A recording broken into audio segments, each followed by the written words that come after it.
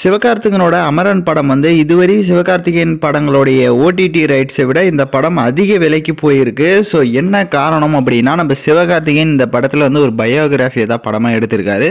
அது மட்டும் இல்லாமல் இந்த ஃபர்ஸ்ட் லுக்கில் வந்து அந்த ட்ரீசர் வீடியோவே பார்த்தீங்க அப்படின்னா வேற லெவலில் இருந்தது. ஸோ அந்த அளவுக்கு நம்ம சிவகார்த்திகேயனோட ஆக்டிங்காக இருக்கட்டும், அப்புறமா ஸ்க்ரீன் பிளேவாக இருக்கட்டும் எல்லாமே பக்காவாக இருந்த காரணத்தினால இப்போ இந்த ஓடிடி ரைட்ஸுமே பார்த்தீங்க அப்படின்னா நெட்ஃப்ளிக்ஸ் வாங்கியிருக்காங்களா இல்லை யார் வாங்கியிருக்காங்கன்னு தெரியல. ஆக மொத்தத்தில் ஓடிடியை மட்டும் பார்த்தீங்க அப்படின்னா 55 கோடிக்கு மேலே இந்த படத்தை வாங்கியிருக்கிறதா தகவல் வந்திருக்கு. 55 கோடியிலிருந்து 60 கோடிக்குள்ளே பார்த்தீங்க அப்படின்னா ஓடிடி ரைட்ஸை வாங்கியிருக்காங்க. ஸோ அது யார் வாங்கியிருக்காங்க அப்படின்றதுமே அஃபிஷியலாக அவங்க இன்னும் கூடி விரைவில் ரிலீஸ் பண்ணிடுவாங்க. ஸோ ஆக மொத்தத்தில் சிவகார்த்திகேயனோட இந்த அமரன் படத்துக்கு எதிர்பார்ப்பு இதிலிருந்தே அதிகமாக எந்த அளவுக்கு இருக்குன்றது நல்லா தெரியுது. ஸோ சாங்கும் பார்த்தீங்க அப்படின்னா இதுக்கப்புறம் ஒவ்வொரு அப்டேட்ஸாக வரும்ன்ற மாதிரி சொல்லியிருக்காங்க.